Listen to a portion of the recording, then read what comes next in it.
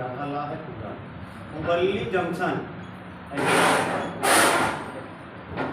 आधा बा है पूरा बा है फिर आधा ला फिर पूरा ला। हुबल्ली जंक्शन ऐसे लिखो, हुबल्ली जंक्शन फिर कामा लगाओ, फिर आगे लिखो विश्व का सबसे लंबा रेल प्लेटफॉर्म। हुबल्ली जंक्शन विश्व का सबसे लंबा रेल प्लेटफॉर्म, ठीक, रेल प्लेटफॉर्म है। ये पड़ता है कर्नाटका में। देखो लिख लिए सभी लोग, लिख लिए। हुबल्ली कर्नाटक का धारवाड़, नाम सुने हो? धारवाड़ सुने हो ना, ज्योग्राफी में पढ़ोगे। धारवाड़ किसके लिए प्रसिद्ध है? चट्टान होता है, उसके नीचे मिनरल्स पाए जाते हैं। भारत देश में सबसे ज़्यादा खनिज प्रोडक्ट करने वाला, देखो बहुत चीज़ें हैं, दक्कन का पठार है, गोलकुंडा है, बात समझ रहे हो। और उसके बाद ये धारवाड़ है। एक प्रश्न आता है ज्योग्राफी में, ज्योग्राफी में पढ़ोगे हो, धारवाड़ पूछा जाता है किसके लिए प्रसिद्ध है? खनिज के लिए। धातु ये जितनी होती सब इसमें मिलती है। अब पार्टिकुलर तुमसे पूछा जाए ये लैंड स्थित कहाँ है?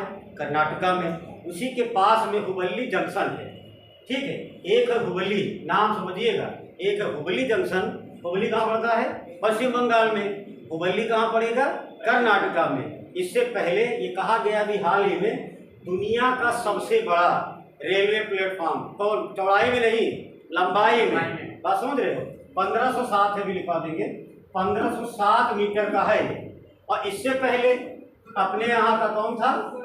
गोरखपुर, उसकी लंबाई 136607 थी, इतनी मीटर थी, ठीक। तो अब इम्पॉर्टेंट है कि नहीं, लेकिन पूछा जा सकता है कि छोटी परीक्षाएं जो होती है लोअर की हो गई, और कोई परीक्षा की जरूरी नहीं है, क्योंकि कभी कभी ऐसा हो जाता है कि बच्चे हमको इसमें ऐसे मिले थे एक दिन कि उनका लेखपाल का लगा था डीबी, तो बात जरूर ठीक है, तुम्हें नौकरी मिल जाए, पीसीएस हो जाओ, ठीक है, लेकिन इसके साथ कहीं तुम्हें कोई और नौकरी मिल गई तो बड़ी अच्छी चीज़ है। और सबसे अच्छी बात ये होती है अगर तुम्हें नौकरी मिल जाती है, कोटा चाहे जो भी हो 5 साल का तुम्हें रिलैक्सेशन मिल जाता है। जो तुम 40 साल पर ओवर एज होने वाले हो, अपने आप कितना हो जाएगा? 45 साल, वो गवर्नमेंट दे देती है, नियम है। तो अगर इस तरह किसी का पेपर निकले, पेपर निकलना ही बड़ी बात होती है, नौकरी मिल जाए। हुबल्ली जंक्शन जो है रेलवे प्लेटफॉर्म यहाँ का दुनिया का सबसे बड़ा है, ठीक है। अब नीचे लिखो एक पॉइंट करके, आगे करके लिख लो, लिखो ज़्यादा नहीं लिखना, इसमें लिख लो ऐसे, हुबल्ली जंक्शन, हुबल्ली जंक्शन कर्नाटक के, हुबल्ली जंक्शन कर्नाटक के धारवाड़ में, हुबल्ली जंक्शन कर्नाटक के धारवाड़ में स्थित है। एक पॉइंट। दूसरा लिखो, इस रेलवे प्लेटफॉर्म की लंबाई 1507 मीटर है।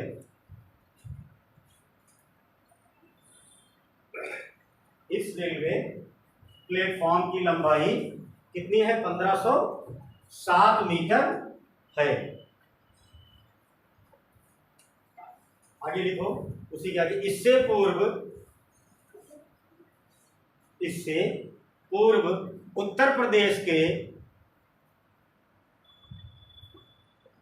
इससे पूर्व उत्तर प्रदेश के गोरखपुर जिले के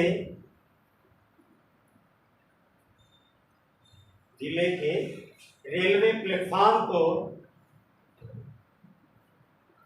गोरखपुर जिले के रेलवे प्लेटफॉर्म को विश्व का सबसे लंबा,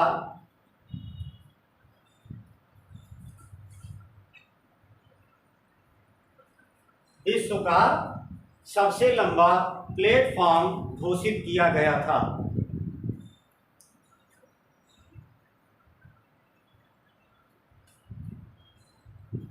घोषित किया गया था, जिसकी लंबाई 1366,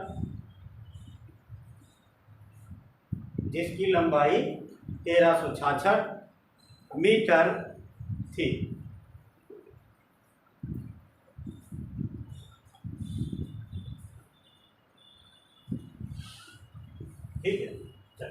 मतलब ऐसा समझो कि भारत के स्टार्टिंग के 4 हैं, चाहे कहो तो लिखवा दें।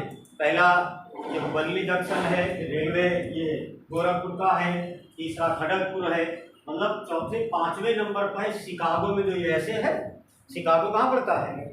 यूएसए में। शिकागो का है जो 1505 1005 है उसकी मीटर की लंबाई, 5वें नंबर पर है। इससे पहले 4 नंबर पर भारत का स्थान है, पहला, दूसरा और तीसरा, तीनों, मतलब चौथा 4 आएगा ना, 1 2 3 4 करके दिखा दो। अच्छा लिखो, लिख लो, ऊपर हेडिंग डालो। अच्छा, विश्व के 5 सबसे लंबे रेलवे प्लेटफॉर्म, विश्व के 5 सबसे लंबे रेलवे प्लेटफॉर्म। नंबर 1 करके लिखो, ऐसे डालो। नंबर 1 हुबल्ली जंक्शन, फिर यहाँ स्थान डाल लो, ये क्लियर रहेगा तुम्हें। है कहाँ पे? कर्नाटक, ठीक। फिर इसकी लंबाई लिख लो, लंबाई ऐसे करके 1507 मीटर ऐसे करके। पहले नंबर पर हुबल्ली जंक्शन, स्थान अर्थात है कहाँ? कर्नाटक में, लंबाई कितनी है? 1507। दूसरा नंबर के लिख करके लिखो Gorakhpur railway platform, Gorakhpur railway platform, चाहे जंक्शन लिख लो, चाहे जो लिखो। स्थान कहाँ है इसका? उत्तर प्रदेश है ना। कहाँ पड़ेगा ये? उत्तर प्रदेश में। 1366 ही है, 3 मीटर, 07 भी है कहीं कहीं, 1366.33 मीटर। तीसरा लिखो।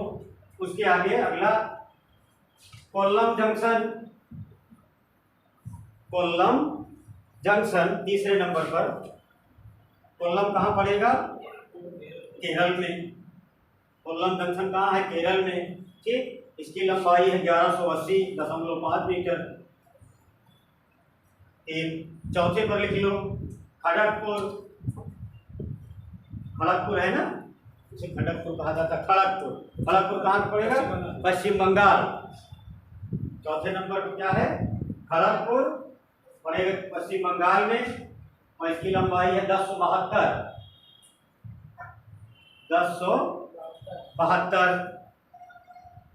ठीक।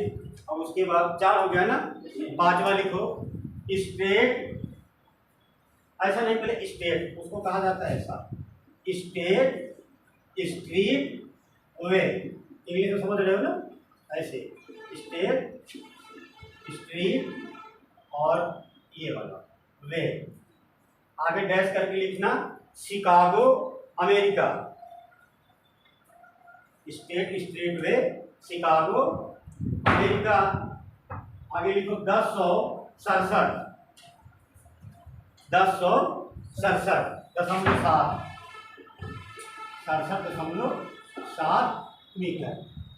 ये है एक थोड़ा उपलब्धि की बात है। सोचो दुनिया में 1 से लेकर 4 तक लंबा प्लेटफॉर्म कहाँ पे है? उत्तर भारत देश में। एक देश में उत्तर प्रदेश भी सम्मिलित है। इससे फायदा जानते हो क्या होता है? गाड़ियों के लिए, यात्रियों के लिए, दोनों के लिए सुविधा होती है ना। लंबा रेलवे प्लेटफॉर्म रहता है, अब आगे पीछे नहीं, देखो कहाँ उतार देते हैं, कभी कभी तो 4 डिब्बा पीछे ही रहता है। देखिए ना, छोटा सा रेलवे प्लेटफॉर्म अगर हो तो पीछे की जो जनरल वाली बोगी होती है, ज़्यादातर वहाँ भी स्टेशन होता ही नहीं, खत्म हो जाता है। तो सरकार को ऐसा लगा, अब आगे लिखो, आगे हेडिंग डालो। इसमें जंक्शन नहीं, कोई विशेष कोई फर्क नहीं है उसका। रेलवे प्लेटफॉर्म अर्थात रेलगाड़ी, बस समझ, रेलवे ऐसे नाम ही समझ लो, रेलवे प्लेटफॉर्म, ये नाम है अलग अलग, बस समझ रहे हो?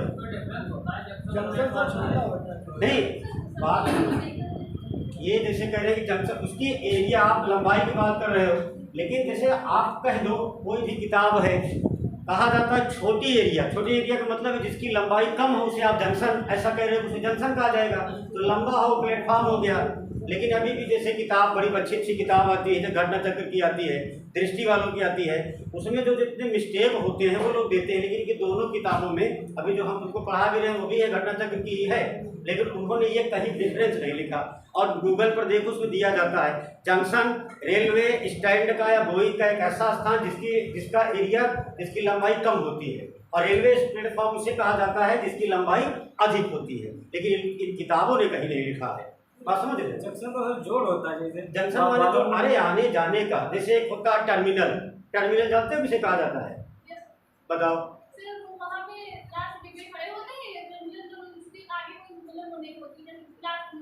देखो, हाँ देखो, टर्मिनल का मतलब होता है किसी भी रेलगाड़ी या किसी वाहन का आने और जाने का स्थान एक लाइन में, टर्मिनल उसे कहा, जैसे कहा जाता है बीटी है, वहाँ पे छत्रपति साहू जी से नाम दे दिया गया, उसे पहले क्या कहा जाता था? Victoria terminal. बीटी बम्बई में है ना, वही से आया था कि टर्मिनल किसे कहा जाए? कहा गया कि एक ऐसा स्थान जहाँ रेलगाड़ियों के आने और जाने का स्थान होगा, उसे टर्मिनल कहा जाएगा। तो नाम है अलग अलग। चलो आगे क्या लिखे हो? अभी कोई चटिंग डालो, केरल।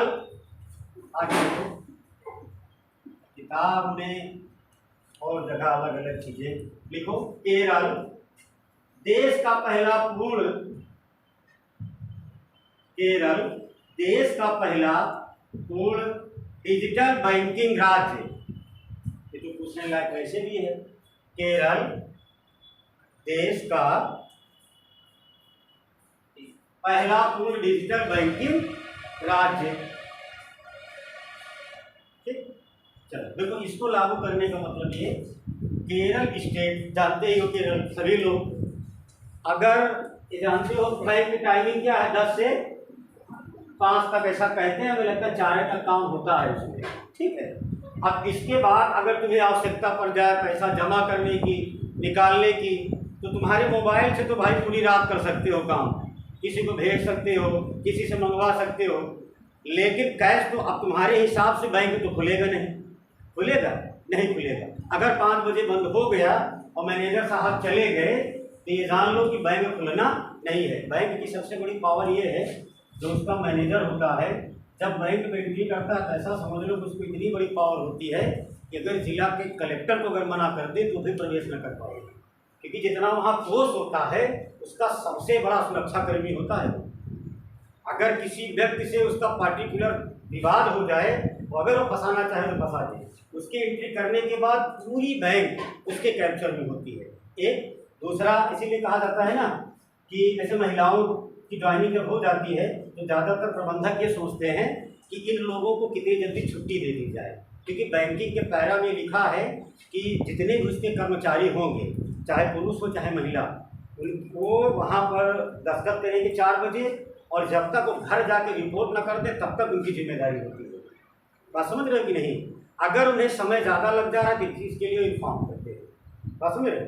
कई बार ऐसी घटनाएं घट गई हैं बैंकों में, इसीलिए बैंक में ज़्यादातर ये हो गए हैं कि जो नए लड़के, हालांकि किसी को मना नहीं किया जा सकता, लेकिन जो थोड़े कम एज के बच्चे बच्चियाँ हैं उनको अपॉइंट करने में बहुत घबराते हैं ये लोग। बात समझ रहे हो नहीं? बैंक की एक नियमावली है, वहाँ भारत सरकार की नहीं, किसका रूल चलता है? RBI का। वो जो कहेगी वो करना पड़ता है। बात समझ रहे हो? चलो, देश का पहला डिजिटल बैंकिंग का मतलब ये है, यहाँ पर 24x7 का मतलब समझते हो ना, 24 घंटा और 7 दिन, मतलब किसी भी समय एकमात्र राज्य हो गया, डिजिटल कर दिए हैं। सब समझ रहे हो? यहाँ पर कंडीशन ये है कि रात दिन जब तुम्हें आवश्यकता होगी तो सारी व्यवस्थाएं, सारी चीजें तुम्हें प्रोवाइड कराई जाएगी।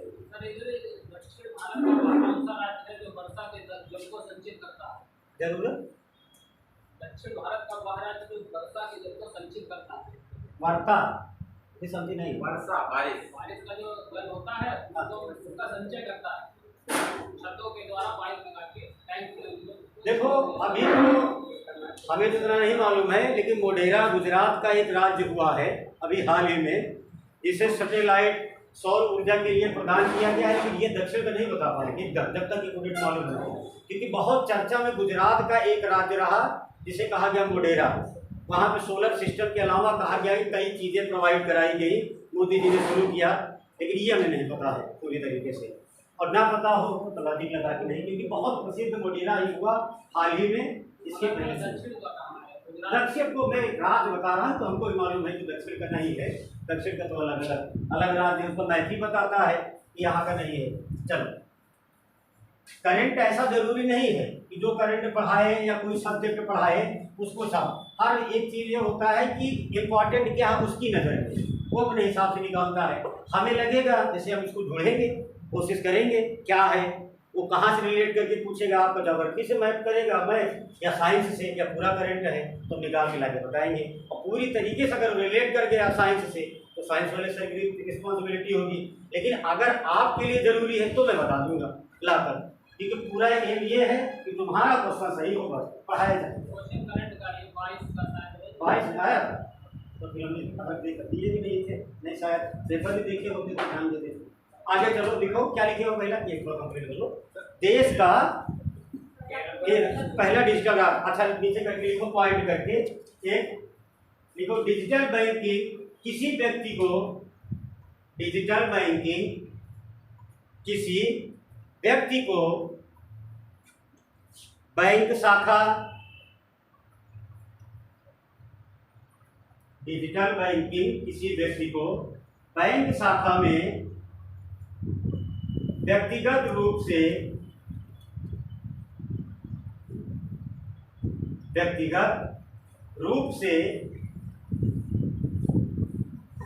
उपस्थित हुए बिना, व्यक्तिगत रूप से उपस्थित हुए बिना 24x7 सभी बैंकिंग गतिविधियों तक, 24x7 सभी बैंकिंग गतिविधियों तक स्वतंत्र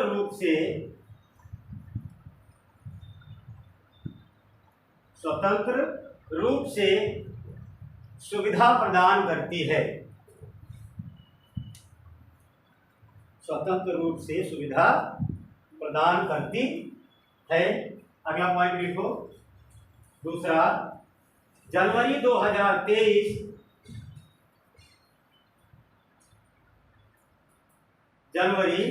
2023 को केरल सभी पात्र खातों, जनवरी 2023 को केरल सभी पात्र खातों में डिजिटल बैंकिंग, पात्र खातों में डिजिटल बैंकिंग लागू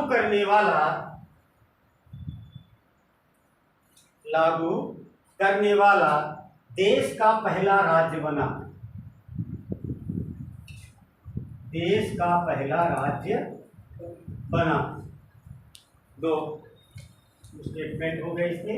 तीसरा लिखो आगे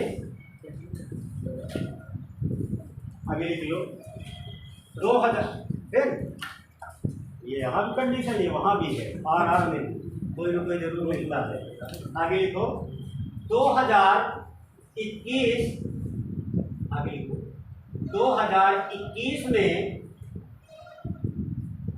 केरल राज्य के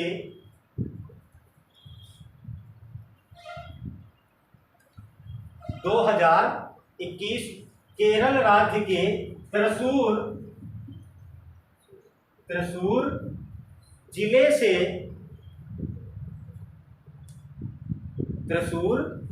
से यह योजना प्रारंभ की गई।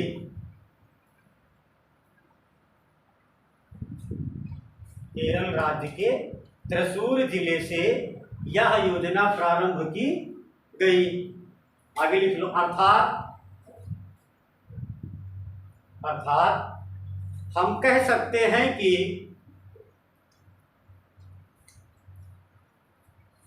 डिजिटल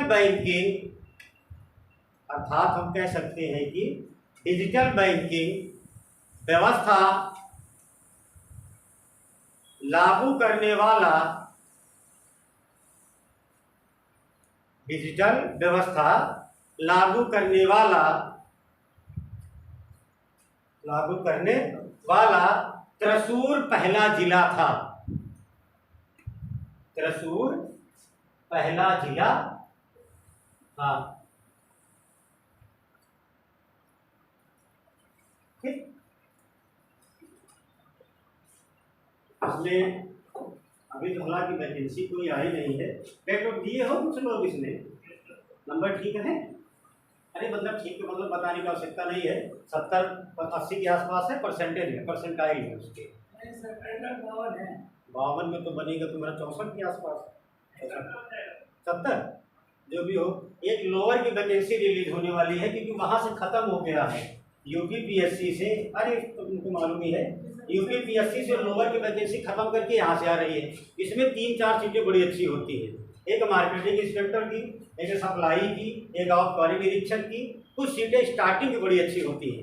देखो जैसे जिसने अभी एक ऑडिटर की आई है, ऑडिटर की देखे हो 530 सीटें हैं, लेकिन उसने थोड़ा सा गड़बड़ कर दिया है।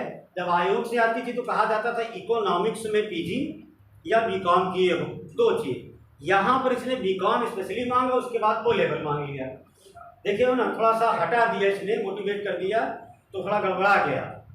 तो ये है क्या करें, समीक्षा अधिकारी का एक मामला फंसा था और आयोग इस समय बहुत बढ़िया काम किया। कारण ये था कि ये कहते थे बैचलर होना ठीक है, बैचलर तो मानते हैं। उसके बाद कहते थे ये जो कंप्यूटर सर्टिफिकेट होता है, कंप्यूटर सर्टिफिकेट का एक अंत में लिख देते थे ना समकक्ष। कई बड़े वाले कहते थे किसके समकक्ष, ओ लेवल के समकक्ष, CCC के समकक्ष। तो आयोग के जो नए चेयरमैन साहब हैं, इन्होंने एक लेटर लिख दिया था सरकार को अलग से, एक काम करिए कि समकक्ष का मतलब क्या होता है उसको आप क्लियर कर दीजिए। PGDCA वालों को लेंगे, ओ लेवल वालों को लेंगे, नाइलेट वालों को लेंगे या किसी संस्थान वालों को लेंगे, और लेना है तो आप ऐसे कामा करके बताते चले जाइए, ताकि अगर बच्चा इतनी मेहनत करने के बाद नौकरी पाए तो भाई कोर्ट का चक्कर न लगाए। अगर तुम्हें खुशी मिल जाए कि आप समीक्षा अधिकारी हो गए, अब तुम्हारी ज्वाइनिंग की बात आई तो जब लेटर लेके गए कह रहे नहीं तो तुम्हारी एलिजिबिलिटी नहीं है, तो तुम्हें नाराज होगे, तुम भी वकील को पकड़ोगे, कोर्ट जाओगे, तो वो बड़ा खराब लगता है। नौकरी मिलने के बाद श्रीमेश जी ने कहा कि अगर नौकरी हम किसी को दे दें आयोग से तो वो बच्चा पात्र माना जाए, उसे नौकरी मिले। समीक्षा अधिकारी की वैकेंसी चाहे 6 महीना बाद लाएं, यूपीपीएससी की भर्ती हम चाहे 1 साल बाद कराएं, लेकिन अब नौकरी जो पाए बच्चा वो नौकरी पाए। 2010 में समीक्षा अधिकारी हुए बच्चे ज्वाइनिंग पाए थे इनकी गवर्नमेंट्स में, इनके योगी जी के, मतलब वो पूरा चला गया अखिलेश वाला 5 साल। बहुत टहले थे, 2 बच्चे हमारे जानने वाले थे, हमारे मित्र थे, उन्होंने फांसी लगा ली थी। कारण ये था ना कि उनके गाँव में लोगों ने कहा कस हो सही पाए रहे, फर्जी पेपर में नाम छपवा दिया। ये बातें बहुत खराब लगती है। अगर तुम्हारे अगर पेपर में नाम आ जाए कि तुम पीसीएस अधिकारी हो गए और उसके बाद तुम्हारी 6 महीने ज्वाइनिंग नहीं हुई, गांव घर के आदमी अपने काका दादा जो होते पढ़े लिखे नहीं होते, ऐसे बात बोलेंगे और पैसा देके छपवा ले रहे होगा। कितना दिन आदमी जीवित है, 1 साल बीता तुम्हारा, 2 साल बीता, अरे कौन सी परीक्षा तुम टाप की हो कि 5 साल तक तुम्हारी ज्वाइनिंग नहीं हो रही है। एक सरोज साधिका का हरजन लड़का मर गया था, आजमगढ़ का था हमारा मित्र, सहन नहीं कर पाया। हालांकि बाद में कोर्ट से जजमेंट हुआ तो सारे लोगों को ज्वाइनिंग दी गई, योगी जी ने दिया था, लेकिन वो 5 साल में चला गया। और 50-60 हज़ार दोनों तनख्वाह 12 से गुणा करो, 5 साल में तुम्हारा वेतन कितना होगा, अटक तो गया। बात समझो। तो ये सब चीज़ें उन्होंने सही कहा। समीक्षा अधिकारी की भर्ती जो तुम पूछे, मैं तुम्हारा जो मकसद रहा अगस्त के लास्ट तक, उम्मीद है नहीं सितंबर में आएगी। और सर ये 21 वाला जो प्रक्रिया चली थी वो पूरी हो गई? इसकी 21 में हुआ था, 21 में हुआ था। पिछली वाले ज्वाइन करा दिए ना, पिछले वाले ज्वाइन करा दिए, 4थे महीने की सैलरी पा गए हैं। चलो आगे लिखो, वो हो गया, आगे लिख लो।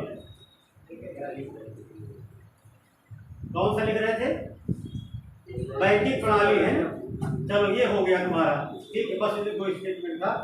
अब आगे लिखो, प्रयागराज, आगरा और गाजियाबाद में, चलिए डालो, प्रयागराज, आगरा और गाजियाबाद में, प्रयागराज, आगरा और गाजियाबाद में पुलिस कमिश्नर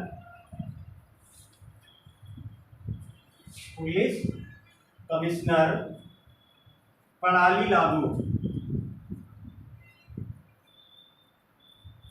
प्रयागराज, आगरा और गाजियाबाद में पुलिस कमिश्नर प्रणाली लागू, जिसे उसे कमिश्नर आयुक्त तो कहा जाता है। अब तुम लोग सिविल वाले हो, वनडे वाले होते तुम्हें आवश्यकता नहीं थी। 1861 ये तो जानते हो जो अधिनियम आया था, अधिनियम पे ज़्यादा फोकस नहीं, ऐसा समझो। नियम तो 1861 ईयर समझो, अधिनियम और ईयर में फर्क होता है। लॉर्ड कॉर्नवालिस भारत देश के गवर्नर जनरल नहीं, वायसराय, पहले वायसराय बन के आए। उन्होंने एक सिस्टम लागू किया था जिसे कहा जाता था पुलिस कमिश्नरेट। भारत देश में पुलिस कमिश्नरेट प्रणाली लागू करने वाले पहले व्यक्ति कौन थे? Lord Canning. Lord Canning. अच्छा एक बात बताओ, इतिहास को पढ़ाना हालांकि हमारे विशेषाधिकार में नहीं है, बीच में है। गवर्नर जनरल और वायसराय में फर्क क्या होता है? गवर्नर जनरल एक होता है, एक वायसराय। इसमें कोई शर्म की बात नहीं है। मैं व्यक्तिगत कह रहा हूं कि दुनिया में कोई आदमी पूरी तरह से विद्वान नहीं होता, ना सब कुछ किसी को आता है, तो सारी चीज़ का ज्ञाता वो है, समझे नहीं। क्योंकि ये है, कोशिश करता है आदमी, इसीलिए प्रयास करो बताने का। वायसराय, गवर्नर जनरल, डिफरेंस रहे होंगे तभी बदला गया, ठीक है। ठीक है, देखो अरे इसमें कौन सी बड़ी बात है। वायसराय एक होता है ना, एक पढ़े थे गवर्नर जनरल। देखो भारत देश में सबसे पहले ईस्ट इंडिया कंपनी आई, ये जानते हो, व्यापार करने के लिए, ठीक। उसका अपना एक नियम रहा, बात समझे। अगर ये तुमसे कहा जाए, अगर कभी तुमको लिखने को मिल जाए मौका पीसीएस में, मेंस में, तो कहा जाता है कि भारत में संवैधानिक विकास के विषय में 200 शब्द 250 शब्द निर्धारित करेगा आयोग, या उसकी विवेचना करो या अपने शब्दों में लिखो, कई बार पूछा गया है। भारत में संवैधानिक विकास ही चलता है, तो सीधी सी बात है। 1857 की क्रांति, 1757 प्लासी का युद्ध, उसके बाद 1764 बक्सर का युद्ध। दोनों युद्ध जीतने के बाद, अगर मान लो दोनों युद्ध कौन जीता? अंग्रेज जीते भाई। यहाँ पर क्लाइव, वो क्या कहते हैं, हारा सिराजुद्दौला, ठीक, चलो इतिहास का पार्ट है। जीतने के बाद अब जब जीत लिए हैं तो एक नियम चाहिए चलाने के लिए। भाई बिना नियम तो कोई देश चलता नहीं है। इसी नियम को चलाने के लिए, आगे बढ़ाने के लिए तत्काल में बंगाल के जो गवर्नर थे वारेन हेस्टिंग, ठीक है, उन्हें गवर्नर जनरल कहा गया। और गवर्नर जनरल कहा गया तो 4 आदमियों के साथ और लगा दिए गए, और फिर ये कहा गया कि नियमावली बनाओ, क्योंकि जो ये स्टेट हम जीतते चले जा रहे हैं, कैसे यहाँ पे राज किया जाएगा। उसी को क्या कहा जाता है? अब जो अच्छा एक लाइन में, नियमों की संग्रह ही संविधान। बात समझे कि नहीं? अगर पूछा जाए किसी देश की नियमावली या नियमों की संग्रह क्या कहलाती है? संविधान। एक लाइन में अगर कभी पूछा जाए, बाहर कहीं जाओगे वाइवा में तो तुमसे बहुत ज़्यादा नहीं पूछेगा, तो पूछेगा संविधान 10 शब्द में बताओ, 20 शब्द में बताओ। यही है, किसी भी देश की नियमावली या नियमों की संग्रह क्या कहलाती है? संविधान, जिसके अनुसार चलता है। इसके बाद ये चलने लगा कहानी। अब यहाँ जो नियम बनने लगे, तुम जानते हो कि 2 टका इसमें 20% का गवर्नर जनरल वो ईस्ट इंडिया कंपनी देने लगी। और फिर उसके बाद में गवर्नर जनरल अपॉइंट हुए बंगाल के। इनके अपॉइंट करने के लिए 2 थे, एक ईस्ट इंडिया कंपनी का भी मत चाहिए था और एक सम्राट का भी मत चाहिए था। हाउस ऑफ कॉमन्स में एक लेटर जाया करता था, उस लेटर को पारित किया जाता था। जिस आदमी के नाम पर मुहर लगती थी वही भारत देश का गवर्नर जनरल बनता था। बात समझ रहे नहीं?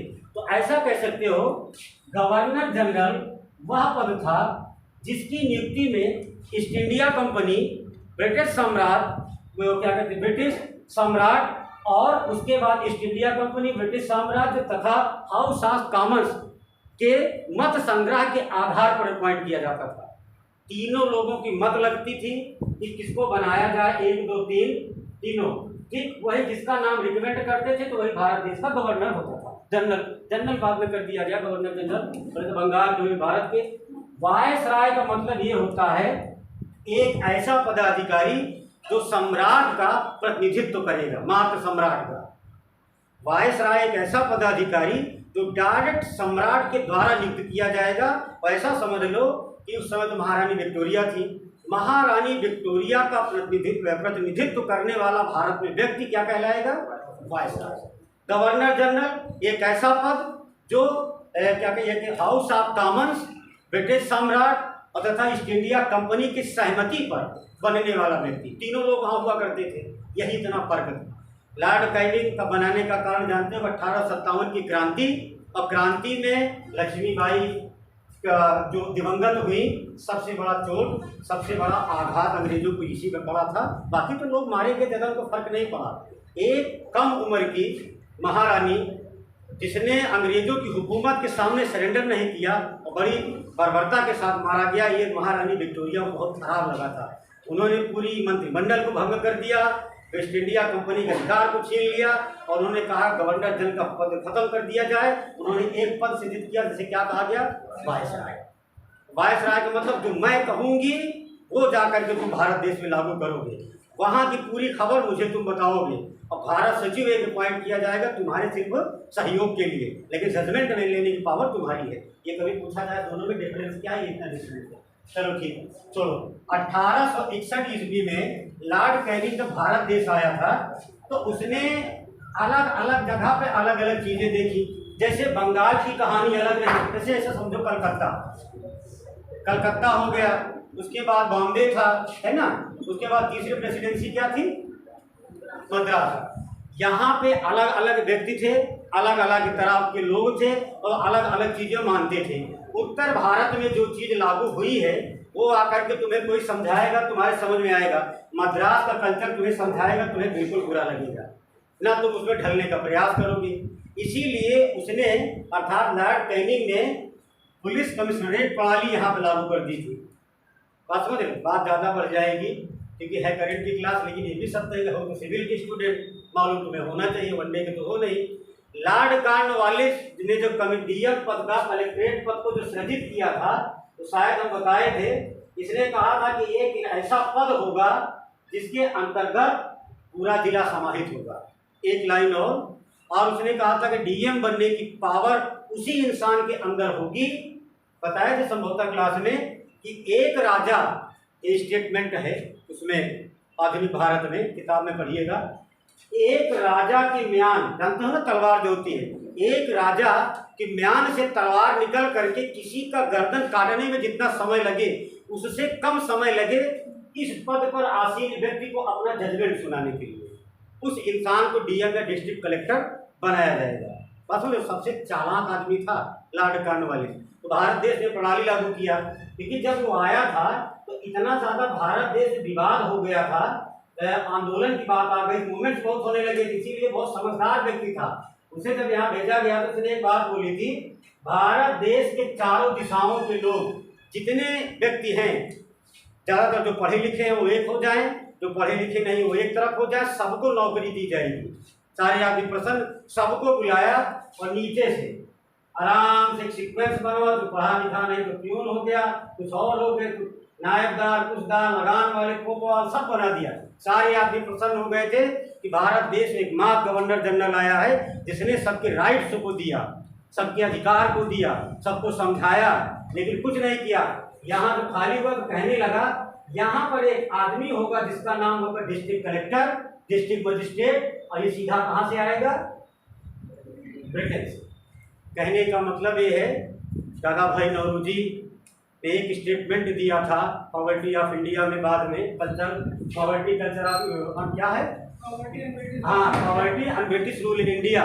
उन्होंने कहा था कि मुझे घर से आज़ाद करके और हमारे गांव के अंदर अर्थात हमारे एरिया में मुझे कैप्चर कर लिया गया, मतलब कहीं से छोड़कर यहाँ तक तो ले गए लेकिन इसके अंदर जाकर के मुझे कैप्चर कर लिया गया। बुद्धिमान आदमी था और उसने जलील करने के लिए एक स्टेटमेंट बताया था कि एक ऐसा आदमी इस पद पर आसीन होगा जिसके अंदर इतनी बड़ी पावर होगी कि राजा वाली भाषा, राजा हो तुम गर्दन काटना जानते हो तो बताओ तुम्हारे राजाओं में या जितने लोग हो कौन सबसे बड़ा समझदार है जिस तलवार निकाल करके मारो, इससे पहले आदमी बता दे कि तलवार मारना सही है या गलत है। फंस गए भारतीय, और कॉर्नवालिस ने अपॉइंट किया, एक पद उसी के द्वारा सृजित किया गया। इस तरह से चला कौन सा, मजिस्ट्रेट का पद। लेकिन जब 1861 में लॉर्ड कैनिंग, ये जो 1793 की बात थी, किसकी, लॉर्ड कॉर्नवालिस की, जब ये आया तो यहाँ पर इसने देखा कि डीएम की पावर बहुत ज़्यादा बड़ी हो गई है, इतना ज़्यादा उसके ऊपर भार हो गया है कि सारा काम सर्वाइव नहीं कर पा रहा है अकेले। ठीक है भाई, न्यायिक काम चाहे जितना काम हो सब डिस्ट्रिक्ट कलेक्टर देखता था। तब इसने एक व्यवस्था लागू की, उसे क्या कहते हैं, कमिश्नरेट प्रणाली। और सबसे ज़्यादा विवाद तीन ही जगह था, कलकत्ता, बॉम्बे और मद्रास में, तीनों प्रेसिडेंसी में इसने कमिश्नरेट प्रणाली लागू कर दी। इसका मतलब कमिश्नरेट का ये होता है एक ऐसी प्रणाली जहां पर डिस्ट्रिक्ट कलेक्टर की पावर को कम कर दिया जाता है तथा पुलिस की पावर को बढ़ा दिया जाता है। बात समझ रहे नहीं?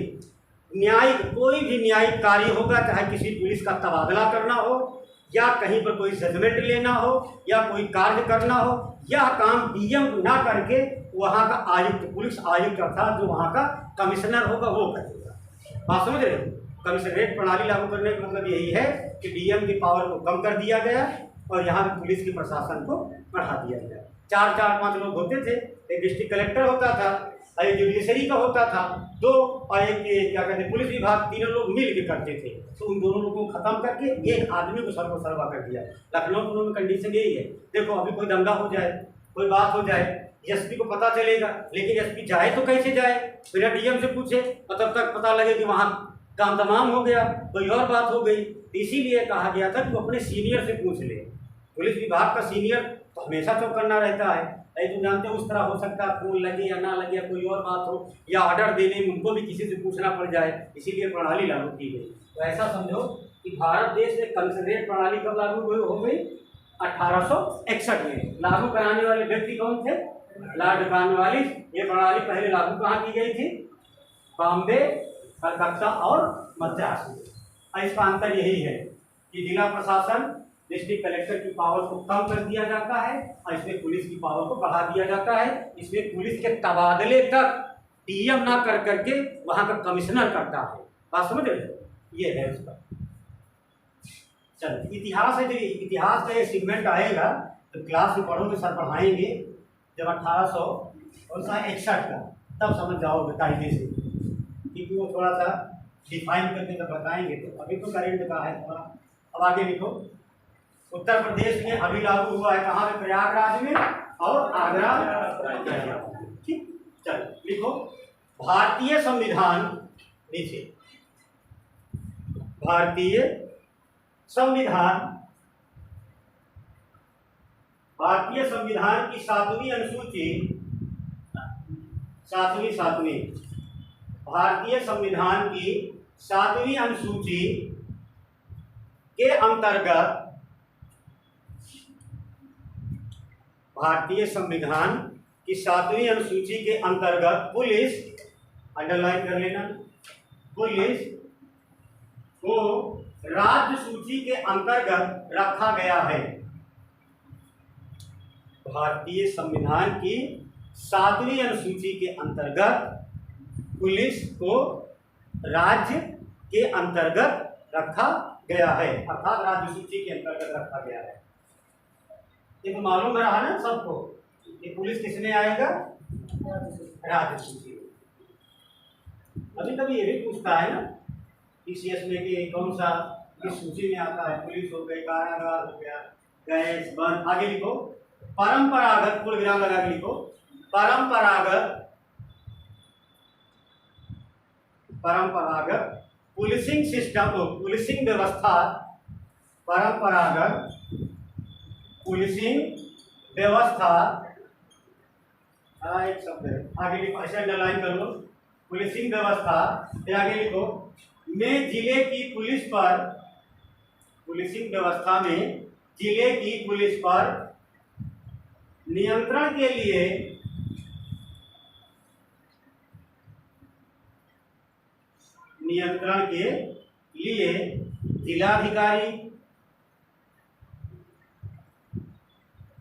जिलाधिकारी एवं अन्य प्रशासनिक अधिकारी, जिलाधिकारी एवं अन्य प्रशासनिक अधिकारी, कार्यपालक मजिस्ट्रेट,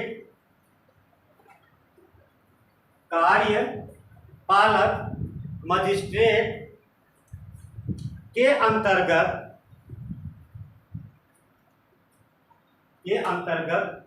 शक्तियां निहित होती हैं, के अंतर्गत शक्तियां निहित होती हैं। लिखो फिर वही, आगे लिखो, होती है पूर्वजांग लगा के लिखो आगे। वहीं पुलिस कमिश्नरेट प्रणाली, वहीं पुलिस कमिश्नरेट प्रणाली, वहीं पुलिस कमिश्नरेट प्रणाली के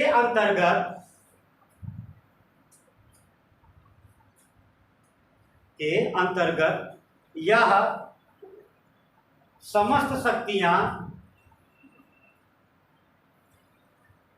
पुलिस कमिश्नरेट प्रणाली के अंतर्गत यह समस्त शक्तियां पुलिस कमिश्नर के अंतर्गत निहित होती हैं।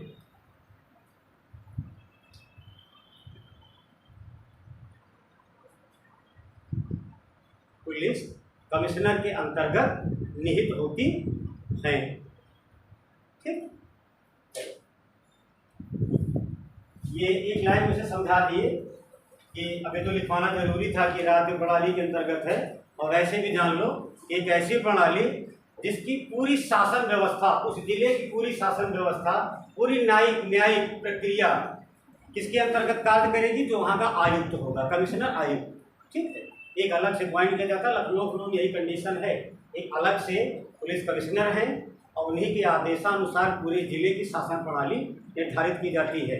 लेकिन बस न्यायिक, ऐसा समझ लो, न्यायिक चीज़ें जो होंगी, पुलिस संबंधी जितनी भी चीज़ें होती हैं, वहाँ डिस्ट्रिक्ट कलेक्टर की मदद ना लेकर के पुलिस कमिश्नर की मदद ली जाती है। ठीक, इतना बता दिए, बाकी तो मोबाइल में भी पढ़ा होगा, देख लेना, नहीं तो किताबें आती हैं और अभी तुम्हें पढ़ाया जाएगा। इसके बाद क्लासें चलेगी पॉलिटी की।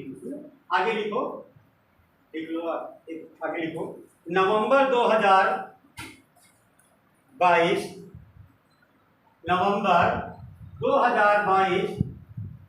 को उत्तर प्रदेश मंत्रिमंडल द्वारा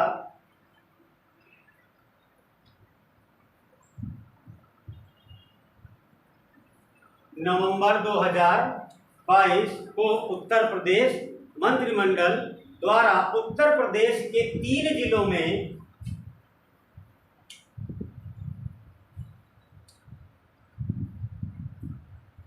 उत्तर प्रदेश मंत्रिमंडल द्वारा उत्तर प्रदेश के 3 जिलों में पुलिस आयुक्त प्रणाली,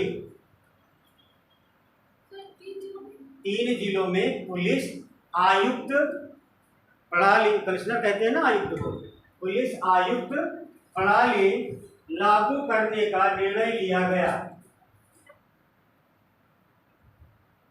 3 जिलों में पुलिस आयुक्त प्रणाली लागू करने का निर्णय लिया गया।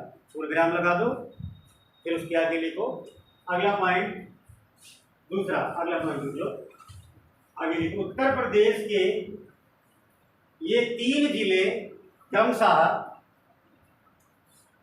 उत्तर प्रदेश के ये 3 जिले क्रमशः, कोई लिख लो, कौन कौन सा है? प्रयागराज, आगरा और गाजियाबाद। प्रयागराज, आगरा और गाजियाबाद है।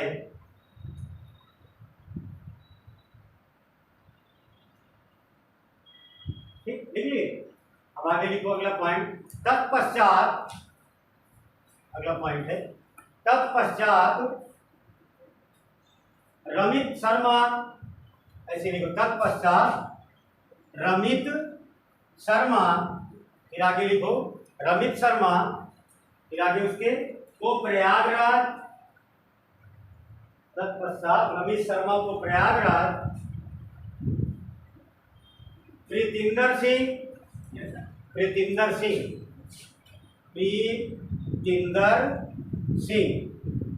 भाई ऑल इंडिया होता है ना, जरूरी तो है नहीं, आईएएस ऑफिसर होते हैं। प्रीतिंदर सिंह को आगरा, प्रीतिंदर सिंह को आगरा तथा अजय कुमार मिश्रा को, प्रीतिंदर सिंह को आगरा तथा अजय कुमार मिश्रा को गाजियाबाद का, अजय कुमार मिश्रा को गाजियाबाद का पुलिस आयुक्त नियुक्त किया गया।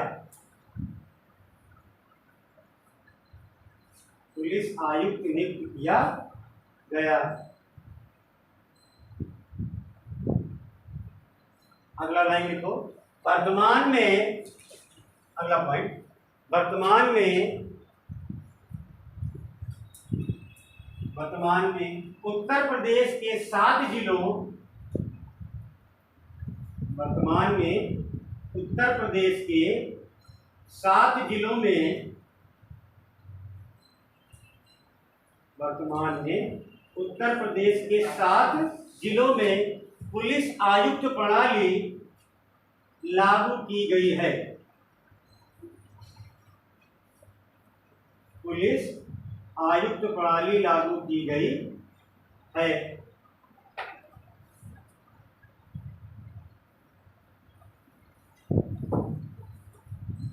लागू की गई है, ठीक। अब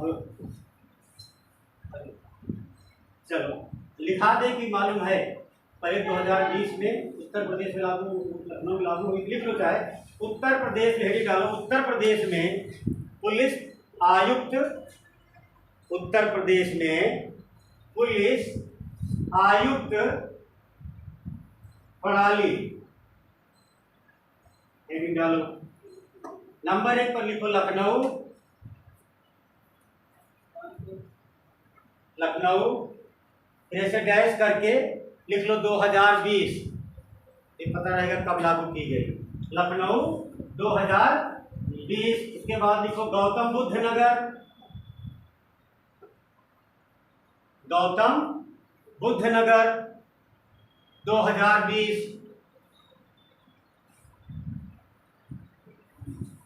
दो हो गया है ना। तीसरा लिखो कानपुर 21, कानपुर 2021। फिर उसके आगे लिखो वाराणसी 2021, ठीक हो गया। अब ये जो लिखे हो लिख लो, और प्रयागराज, आगरा, गाजियाबाद 2022, ठीक हो गया ना, पूरा साफ हो गया। चलो नीचे लिख लो, चाहे नहीं इतना लिखो तो पहले लिखे लो। अब आगे लिखो, हेडिंग डालो, ये लिख लो तो बता दो, लिख लिए हो तो आगे लिखो, पूरा हो गया तो लिखो धर्म दम, हेडिंग डालो, धर्म दम, डैश करो,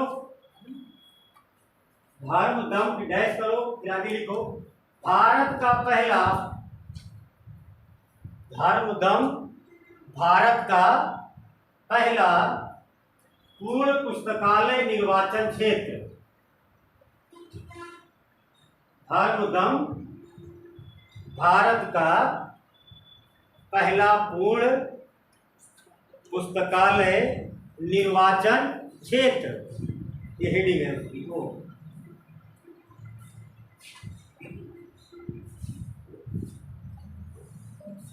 पानी यहाँ कितने दिन से नहीं बरसा है? 4-5 दिन लग नहीं रहा है, लगता इसका लग रहा है। क्या कहें, बारिश होनी चाहिए, लेकिन जो हवा चल रही है ये दिक्कत पैदा कर रही है ना बार-बार। अभी थोड़ा सा भी और उमस होने लगे, हवा बंद हो जाए तो बारिश हो जाएगी, इसी तो समस्या है। गर्मी नहीं है, पानी की आवश्यकता है, नहीं किसान परेशान हो जाएगा भाई। 4-5 दिन हो गया गेहूँ उसका धान गड़बड़ हो जाएगा। चलो एक व्यक्ति रहे पुथुवाइल, नाम सुने थे? अभी जान जाओगे, उनको कहते थे पुथुवाइल पनिक्कर, ठीक। और उनको ऐसे लिखा करते थे ना, PN पनिक्कर, पुथुवाइल पनिक्कर। सुन लो, ये केरल के, ऐसा कह लो कि एक महान सामाजिक आंदोलन प्रेरक रहे, या ऐसा कह दो कि बहुत बड़े राइटर रहे, उन्होंने बड़ी किताब लिखी है। समाज सेवी रहे। पुथुआई क्या नाम था उनका? नारायण पनिक्कर पूरा नाम था। और तुमको पढ़ने के ही मिलेगा पीएन पनिक्कर, इनकी किताबें हैं। इनका एक चीज मानना था कि चाहे समझ लो उसको यूपीएससी फॉलो करता है कि जो इंसान ज्यादा किताब पढ़ता है उसके अंदर जजमेंट करने की पावर ज्यादा होती है। जो इंसान जितना ज्यादा किताब पढ़ेगा उतना ज्यादा उसका दिमाग तेज काम करेगा। चाहे सोचो जिनके कहने से किए हो या और बड़े बड़े वैज्ञानिक हुए दुनिया में, चाहे अल्बर्ट आइंस्टीन को ले लो, तो मान लो तो बेचारे पूरा पागल हो गए थे, उनकी कहानी तो यही है तो अल्बर्ट आइंस्टीन की। लेकिन इन्हीं के आधार पर इनका एक कथन था कि कम से कम ये एक निर्वाचन क्षेत्र के अंतर्गत एक पुस्तकालय होना चाहिए, अर्थात किताब की एक संग्रह होनी चाहिए, ताकि इंसान जाकर के किताब पढ़े। और किताब को जो पढ़ेगा तो उसका विवेक, उसका दिमाग बहुत तेज काम करने लगेगा, ऐसा इनका मानना था। कि किताब भी है, मोबाइल पर सर्च करिएगा। हालांकि पूरे जीवन भर आंदोलन करते रहे, सफल नहीं हुए, लेकिन जब 1995 में इनकी डेथ हो गई एक, तो 1996 में अर्थात 19 जून 1995 को इनकी मृत्यु हुई थी। ठीक, तो इनकी मृत्यु का जो दिवस अर्थात पुण्यतिथि, जो इनकी पुण्यतिथि गई, उसी दिन केरल गवर्नमेंट ने रीडिंग डे, पढ़ाई दिन घोषित कर दिया था कि आज के दिन पढ़ाई दिन घोषित किया जाता है, पढ़ने का एक दिन होगा। क्योंकि इनकी मृत्यु के बाद ऐसा हुआ था, बस समझ रहे वादिनम उनके यहाँ कहा जाता है, लिखा देंगे, कहा जाता है कि इसके पुण्यतिथि पर रीडिंग डे मनाया जाता है। रीडिंग डे बस समझ रहे हो किसके? पीएन पनिक्कर। लेकिन ये केरल में पुस्तकालय आंदोलन के जनक रहे, ना तो भारत देश में। ये कहा जाता है कहाँ के थे? ये केरल राज्य के भाई पुस्तकालय आंदोलन के ये जनक रहे। ठीक, अब यही चीज है कि धर्मदम एक निर्वाचन क्षेत्र है। पीआरआई विधेयक का नाम सुने हो? पीआरआई विधेयक, अरे सीपीआईएम के वो चेयरमैन है, वर्तमान में सीएम है ना, कहाँ के? केरल के। पीआरआई विजयम धर्मदम निर्वाचन क्षेत्र के 140 विधानसभा जो क्षेत्र हैं उनके, तो ये पीआरआई विजयन वहीं से जीते हैं। और जब इन्होंने जीता था, जीतने के बाद ये अनाउंसमेंट किया था कि मैं पूरा कोशिश करूंगा, पूरा प्रयास करूंगा जो पीएन नारायण ने सपना देखा था और इन्होंने लागू करवाया। वहाँ प्रत्येक वार्ड में पुस्तकालय है। अरे पुस्तकालय को मतलब समझते हो ना, सारी किताबें मिलेंगी। एक पुस्तकालय होता है 4 किताबें रख दो लाइब्रेरी में, एक होता है कायदे से सब चीज़ें हो। हालांकि कोई देखा तो नहीं है, लेकिन किताब में पढ़ा जा रहा है कि एक पूरी पुस्तकालय की संग्रह हो गई है पूरा निर्वाचन क्षेत्र में। ठीक, जानकारी के लिए यही से ठीक है। चलो आगे लिख लो, एक पॉइंट करके समझ में आया कि नहीं? इसका मतलब चालू करने का मतलब यही था। आगे लिखो, धर्मदम विधानसभा निर्वाचन क्षेत्र, नीचे करके हेडिंग पहले डाले, नीचे लिखो धर्मदम विधानसभा निर्वाचन क्षेत्र, फिर उसके आगे लिखो निर्वाचन क्षेत्र केरल के कन्नूर, केरल के कन्नूर। धर्मदम विधानसभा निर्वाचन क्षेत्र केरल के कन्नूर जिले में स्थित है।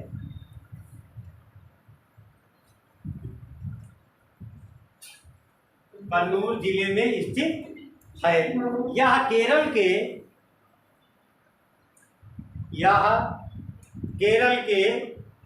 140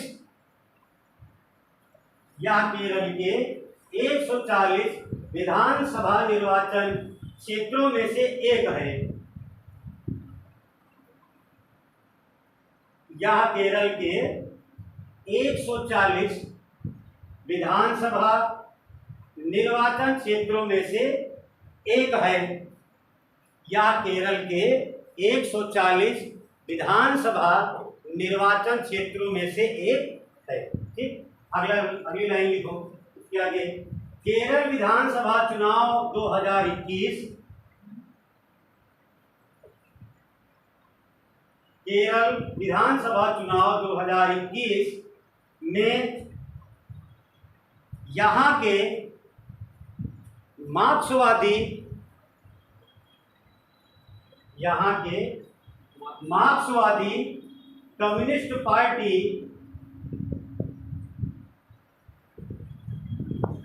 यहाँ के मार्क्सवादी कम्युनिस्ट पार्टी नेता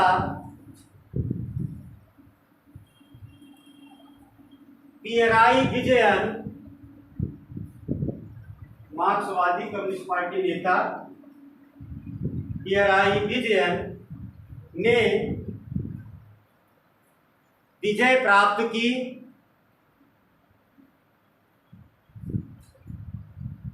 विजय प्राप्त की तथा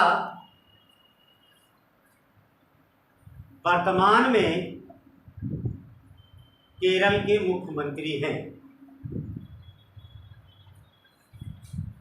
तथा वर्तमान में केरल के मुख्यमंत्री हैं। ठीक, अब अगला पॉइंट लिखो। दिसंबर 2022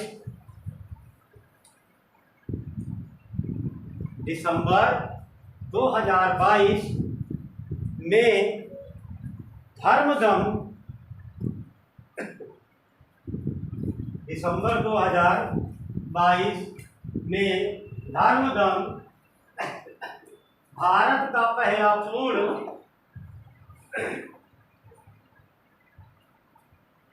दिसंबर 2022 में धर्मदम भारत का पहला पूर्ण पुस्तकालय निर्वाचन क्षेत्र घोषित किया गया।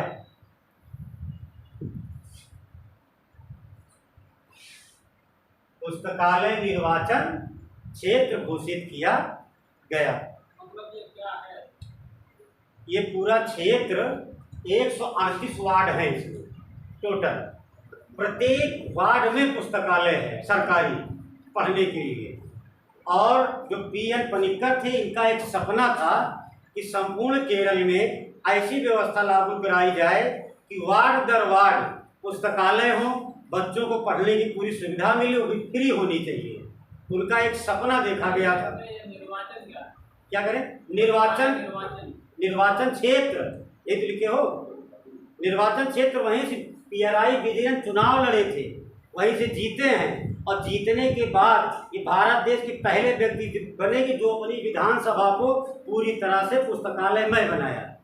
निर्वाचन का मतलब निर्वाचित होना। जहाँ से तुम चुनाव लड़ते हो उसे निर्वाचन क्षेत्र कहते हैं, और जहाँ से तुम जीत जाओ तुम्हें कहा जाता है वहाँ से निर्वाचित हुए। एक हुआ अंतर उसका। और कुछ पूछना चाह रहे हो बताओ। हाँ पूछो। क्या करें? इसमें निर्वाचन क्यों जुड़ा? निर्वाचन क्षेत्र कहने का मतलब सुनो पूरी कहानी। पीएन पनिक्कर ने किसी गांव को नहीं कहा था। उन्होंने ये कहा था कि कोई न भारत उत्तर प्रदेश केरल का जो निर्वाचन क्षेत्र है, विधानसभा क्षेत्र, ठीक, प्रत्येक विधानसभा क्षेत्र यहाँ का वो पुस्तकालयमय होना चाहिए। बस समझ, यहाँ तक समझ में आया कि नहीं? समझ गए? नहीं समझ पाया। बताओ। निर्वाचन क्षेत्र आप बोल रहे हैं। हाँ, तो इसमें क्या हम लोग इलेक्शन कमीशन से रिलेटेड बुक्स हैं? नहीं, रिलेटेड भी नहीं, सारी किताबें। बात नहीं समझ रहे हो? निर्वाचन क्षेत्र देखो, एक होता है पूरा जिला। पूरे जिले में तुम खोल दो तो कहा जाएगा कि ये जिला, इस जिले में पुस्तकालय है जगह जगह पर। लेकिन यहाँ पर एक है, एक विधानसभा क्षेत्र। बात कॉन्स्टिट्यूशन की नहीं है, बात अल्लाह की किताब की नहीं है।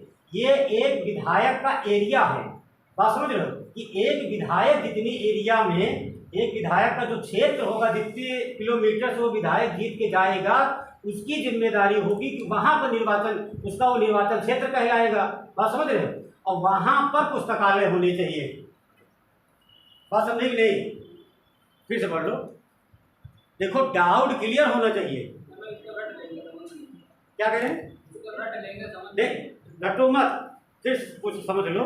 अगर ना समझ में आए, देखो, एक पीएन पनिक्कर, देखो तुम्हारा पेपर नहीं होने वाला है कि सवेरे तुम्हारा एग्जाम है, आज छूट जाएगा तो गड़बड़ हो जाएगा, भी साल भर है। जैसे कभी कोई आदमी डिस्कवर करता है, कोई चीज़ कहता है, तो प्रयास किया जाता है कि अगर उसको सही कह रहा है तो आगे किया जाए। पीएन पनिक्कर बड़े महान व्यक्ति हुए।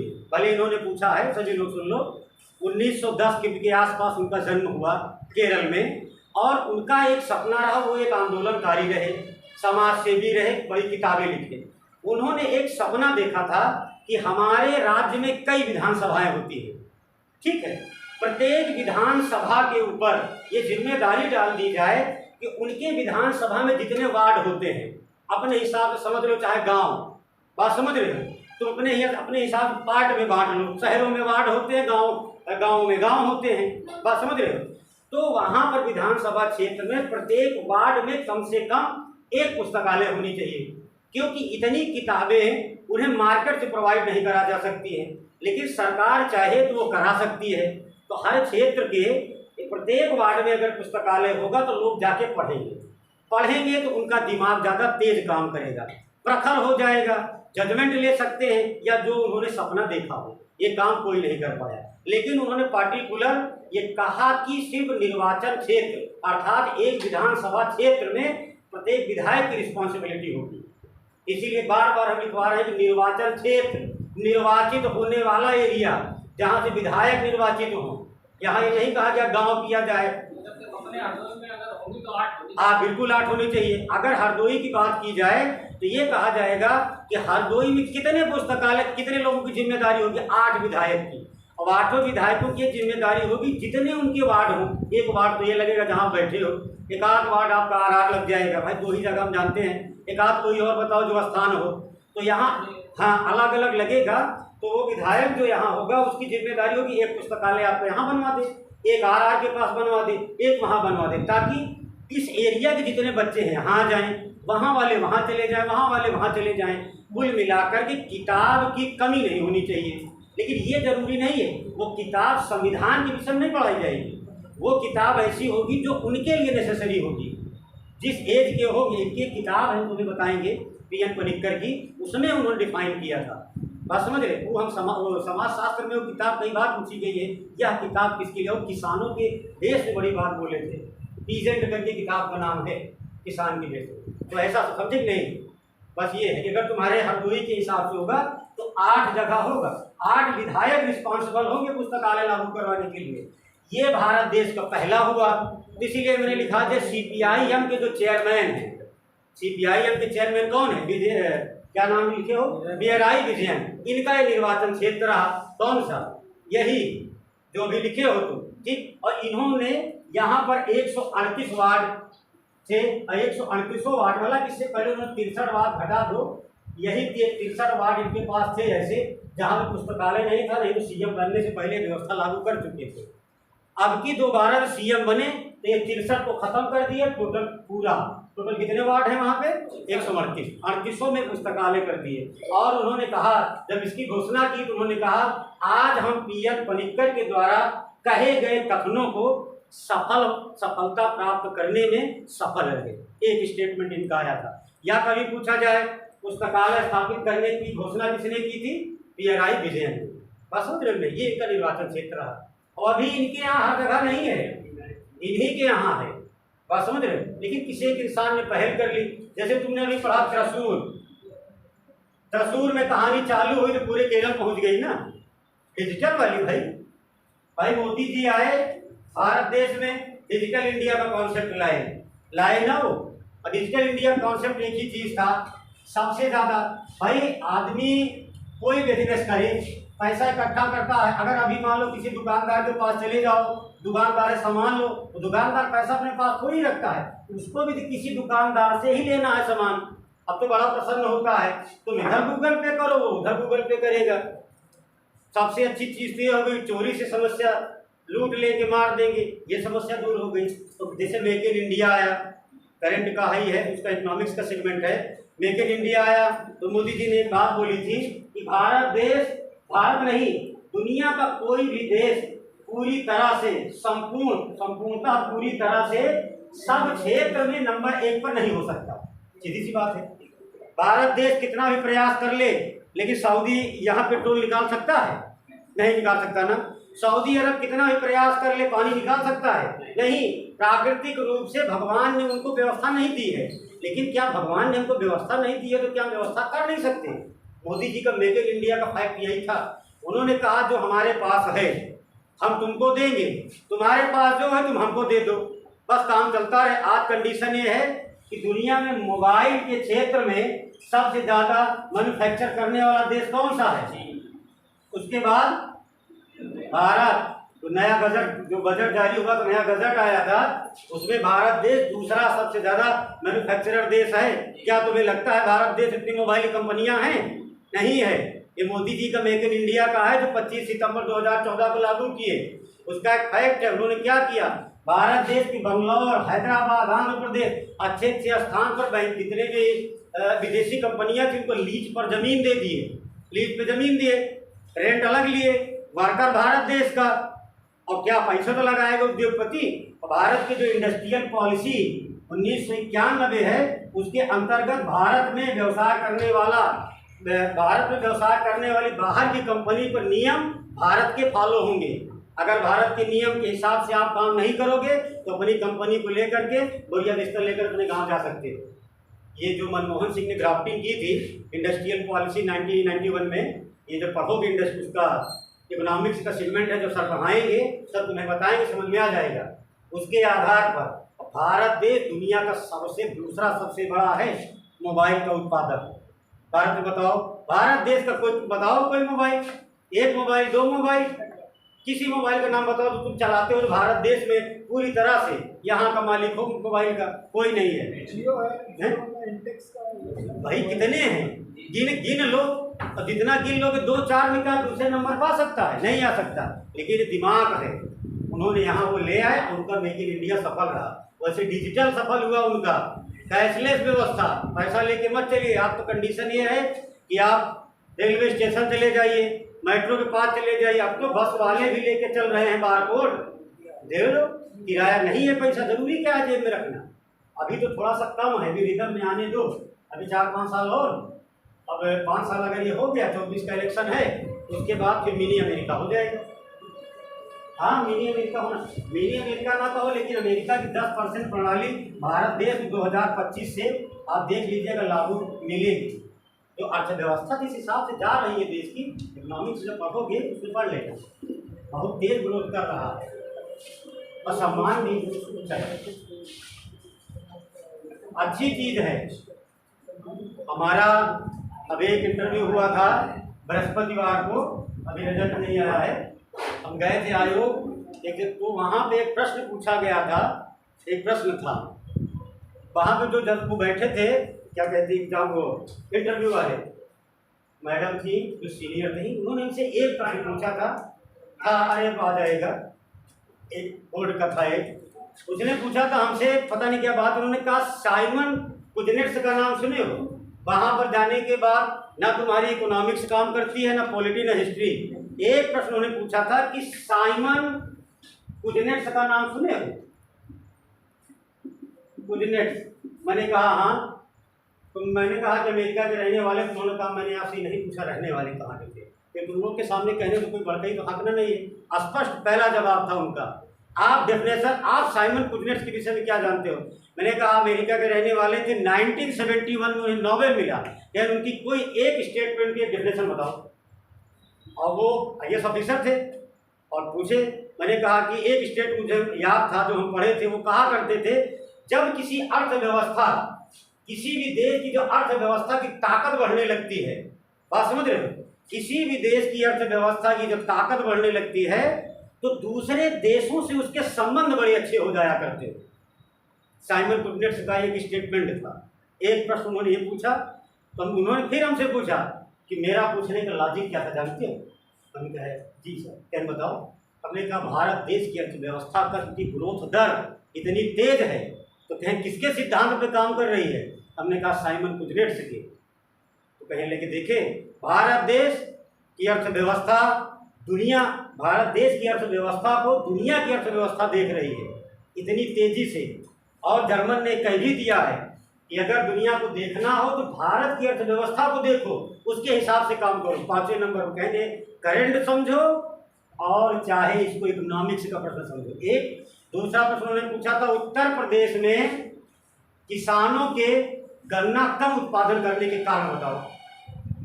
एक प्रश्न उनका नहीं है, मैडम का प्रश्न था, बात समझे कि नहीं? तो इस तरह का प्रश्न था। हमने जो बताया था उसमें से 80% मैडम सेटिस्फाई हो, तो उन्होंने कहा एक पॉइंट तुम भूल गए, जो हम बताएं बता दें।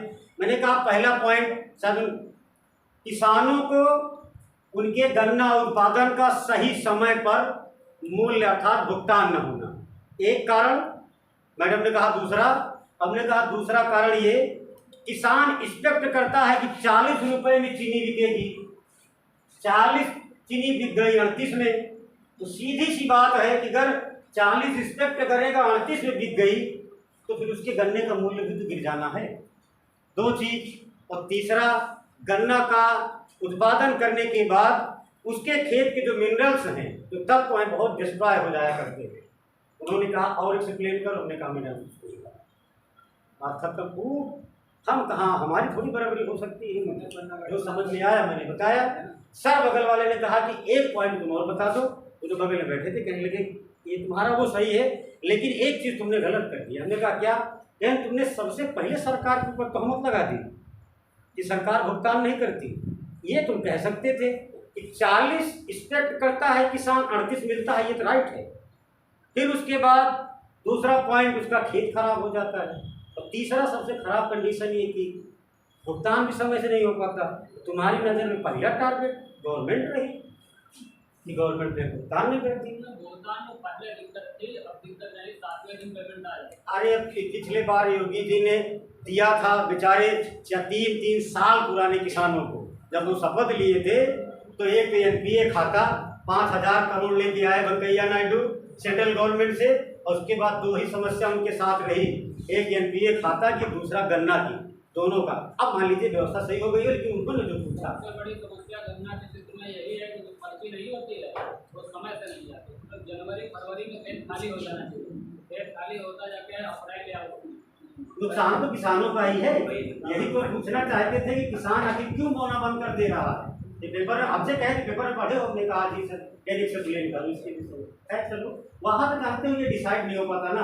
देखो हम तुम्हें बात बताते रहे, जब तुम भी ईश्वर करे जल्दी जाओ, जब वहाँ जाओगे ना तो आधा तो दिमाग अपने आप शून्य हो जाता है उन लोग को देखने के बाद। और उसी में एक आदमी कोई हड़का के बोल दिया ना तो सरेंडर। अब उसमें कोई अगर बाहर से क्या है सीधे लौटो बस, तो पता लगा कि फेल तो तय। और उसमें कोई अच्छा आदमी मिले, जैसे सर ने कहा, सर ने पहला प्रश्न पूछा तो उन्होंने कायदे से पूछा, उन्होंने ढांढर बधाई, कोशिश करो ऐसा तो नहीं है। तो मुझे लगा कि सही दिशा में जा रहे हैं। वक्त में जाते जाते इतना तो सही हो गया कि मैं सीक्वेंस नहीं मिला पाया, लेकिन मेरे आंसर तो सही थे। अब अगर ये कोई डांट लेता तो बस सरेंडर, तो पता लगा चपरासी को रिजल्ट आए, कुछ हो जाए, बात की बात है, चपरासी को नौकरी न मिले। बात ये है, और पढ़ता सभी लोग, हमें क्या पता कि साइमन कुदरेट्स की विषय में तो पूछोगे, वो वहाँ पे जो बैठे थे उनको कुछ और पूछना था। अब साइमन कुदरेट, बफरवर्क, पता नहीं क्या, फिलिप बकर क्या है, सारी को नाम ही वाले रहे। तो ठीक है, ये उनके विशेषाधिकार में है भाई, हम थोड़ी कुछ कह सकते। तुम जवाब दोगे नौकरी लोगे, नहीं जवाब दोगे बाहर जाओ। तुम्हारे जैसे सैकड़ों आदमी बाहर बैठे नंबर लगाए, छोड़ो जाने दो। ये बात है, बात आई तो बता दिए। ये भैया तुम समझ गए थे कि नहीं? निर्वाचन को पढ़ लेना या इनके अलावा और किसी की, ये बात इसकी नहीं निर्वाचन क्षेत्र की। कोई भी सेगमेंट हो पढ़ाने का, किसी भी टीचर का हो, क्योंकि तुम्हें सवाल तुम्हें सही करना है, तुम्हारे सर नहीं जाएंगे परीक्षा में। बिल्कुल कायदे से उसको समझो। अगर मान लो तुम्हारा टिक लगाने के बाद मेंस में कॉल आ गई, और अगर किसी बात को तुम समझ नहीं पाए तो डिफाइन कैसे करोगे? ये शर्त है कि आप उसको समझो, और समझोगे तब लिखोगे, तभी नंबर मिलेगा। और काल एक बार हो जाएगी तो फिर भगवान भरोसे जाया जाता है। कभी कभी ऐसा होता है कि इंटरव्यू होने वाला रहता है, 2.5 महीने का 2 महीने का समय मिलता है, रोज किताब पढ़ो, रोज मैगजीन पढ़ो, और पता लगे कि एक का सवाल उसमें से नहीं पूछा जाए, पता नहीं कहाँ से आके बैठे हैं। चलो ये भी नहीं कहना चाहिए कैमरा चल रहा है, कहाँ से आके बैठे हैं, पता लगे बुलाओ उसको तो जो पढ़ा रहा था वहाँ से। चलो क्या लिखे थे इसमें, क्या हुआ? निर्वाचित एक विधायक निर्वाचित हुआ था, वर्तमान में वहाँ के सीएम है, ठीक है। और पहला पूर्ण क्या लिखे हो, पुस्तकालय राज्य घोषित किया गया। आगे लिख लो, एक पीएन नारायण, पीएन क्या, पीएन को नारायण का है बोल रहे हैं, पीएन पनिक्कर लिखो फिर ना, पीएन पनिक्कर को, पीएन पनिक्कर को, फिर आगे लिख लो, केरल में पुस्तकालय आंदोलन, पीएन पनिक्कर को केरल में पुस्तकालय आंदोलन के जनक के रूप में जाना जाता है। पीएन पनिक्कर को केरल में पुस्तकालय आंदोलन के जनक के रूप में जाना जाता है। अगला पॉइंट लिखो, वर्ष 1996 में, वर्ष 1996 में पीएन पनिक्कर के सम्मान में, वर्ष 1996 में पीएन पनिक्कर के सम्मान में उनकी पुण्यतिथि 19 जून के सम्मान में उनकी पुण्यतिथि 19 जून को वाय नदीनम, ऐसे लिखो, वाय नदीनम, तुम ब्रैकेट में अपने लिए लिख लो रीडिंग डे, रीडिंग डे से ब्रैकेट बंद कर दो, वाय नदीनम के रूप में मनाया जाता है।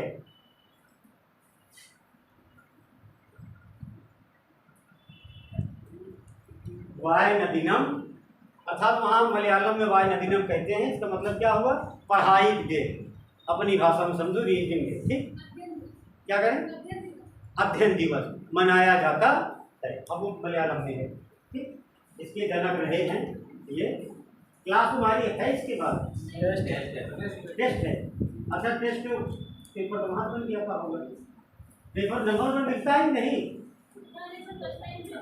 अच्छा पहली बात पेपर दो, उसके बाद सर से मिल लो और सर से पूछा करो देखो कितने नंबर मिले हैं, लिस्ट लग जाती है, अच्छा लिस्ट तो लगती है, हाँ तो देखिए नंबर ठीक ठाक आते हैं। इसलिए अगर इसमें से मान लो अगर कोई नॉर्मली पेपर होता है, अगर 100 नंबर का अगर पेपर कराया जाए, मतलब 100 का ही, और तुम्हारे हिसाब से अगर मान के चलो उसमें से 75 अगर 80 के आसपास करोगे तो ये मान के चलो कि वहाँ के पेपर से अगर यहाँ 80 हो जाएगा तो 65 से 70 के बीच में नंबर आ जाएगा। बड़ी बड़ी बात हाँ करें, कोई बात नहीं है, पिछले हफ्ते ही बताए थे। जनरल कितनी गई थी, और ये जनरल हो गया ये ओबीसी 150 में। अब कोई इंसान ये कह दे कि हमारे 115 सही थे, हमारा रोल नंबर नहीं दिखाई दिया, गलत है, आयोग ने अपनी वेबसाइट पर डाल दिया है। 83 क्वेश्चन जिसके सही थे जनरल के, उसके इंटर मेंस की कॉल हो गई है, और 114 ओबीसी के 111 जनरल की, 1.331 क्वेश्चन का होता है। अब मैथ पढ़ते हो अपना फटा दौड़ लेना, इतने गई है मेरी। अब आप कुछ दिन हम बताए भी थे कि 21 बार तैयारी करो, इतना आयोग से भाई, तुम्हारे हिसाब से नहीं, आयोग से इतना निकाल लो 150 में, मेंस लिखोगे कोई डाउट नहीं है। और कहो इतना टाइट पेपर बन जाए कि भी खसा के नीचे आ जाए, कहो 80-81 हो जाए, ये तो पेपर डिसाइड करेगा ना। हाँ निगेटिव होती है, निगेटिव ना होती तो 100 प्लस हो जाता है, 100 नहीं, 1/3 करते हैं ना, 1/3 करते हैं, बहुत ज़्यादा नहीं जा रही है मैंने, लेकिन ये है कि बस थोड़ा सा मेहनत करो और एक काम करो, जिनको सिलेक्शन सही लेना हो, ऐसे आकर के समय काटने से नहीं, ये तो तुम तैयार करो। पढ़ने का एक तरीका होता है कि जो शुरू में अभी जो तुम्हारा समय चल रहा है, जिसको नौकरी लेनी है वो इस समय कोई भी पेपर उठा लो, प्रीवियस ईयर का जो आया है मेंस लिखो, वाइट पेपर ले लो और उसको लिखो, लिख करके यहाँ पे सर लोग जो आते हैं उनको दिखाओ कि देखो हम क्या लिखे हैं, ठीक। उधर चले जाओ दिसंबर, और कुछ तरह की तैयारी वाले को फरवरी से होता है, तो दिसंबर से लेकर मान लीजिए हम तुम्हें 5 महीना देते रहे, यहाँ से लेकर वर्तमान समय से अगस्त ही मान लो, अगस्त से लेकर दिसंबर तक कम से कम 2, 3, 4 प्रश्न पर डे लिखो मेंस के, और यहाँ दिसंबर के बाद मेंस लिखना बंद कर दो, दबा के खुद पीटी पढ़ो प्रीलिम्स के लिए, कब तक, जब तक प्री ना हो जाए, बात समझे। नहीं तो इस बार प्री निकलेगा ना पीटी, तो मेंस लिखने जाओगे तो फिर ऐसे लिखोगे, ऐसे एकदम वाइट पेपर रहता है, कितना अच्छा लिखोगे वो देखेगा तो जांचेगा ही नहीं। बात ये है। और सर से पूछो, सर लोग हैं यहाँ पे बताएंगे कि देखो ये तफा ज़्यादा लिखे हो और लिखे हो, ये स्टेटमेंट बन नहीं रहा है, वो काटेंगे और फिर तुम्हारे रिदम में आ जाएगा लिखने का। बात समझ रहे हो? और कोशिश ऐसा किया करो, ऐसे लिखा करो मैं वहाँ जा रहा था, कामा ये हो गया, पूर्ण विराम फिर आगे करके अपनी हैबिट में लाओ। कोई अगर लेटर लिखते रहो तो तुम्हें याद ना करना पड़े कि यहाँ पूर्ण विराम लगेगा, यहाँ हालत लगेगा, कामा। तुम्हारी पेन अपने आप बैठती चली जाएगी, स्टेटमेंट कंप्लीट हुआ, काम खत्म, तब वहाँ से बैठता चला जाएगा। सोचने का टाइम कहाँ रहता है भाई मेरे, समय कहाँ होता है। और ठंडी में कहीं मेंस हो गया, खिड़की के पास पड़ गए तो हवा चल रही है, हाथ बटूर जाएगा, एक और पन्ना नहीं लिख पाओगे। और ऐसे ऐसे जगह सेंटर जाते हैं ना, ऐसे नीचे पुड़िया पड़ी रहती है, पूरे कुत्ते बैठे रहेंगे, बस ऐसे।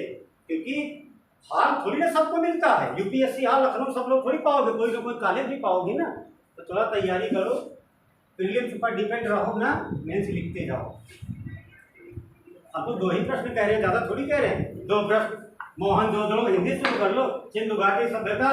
अब मोहनजोदड़ो में अंतर क्या है, 200 शब्द लिख के सबको दिखा दो, हिस्ट्री वाले बता दें कहाँ से गलत है।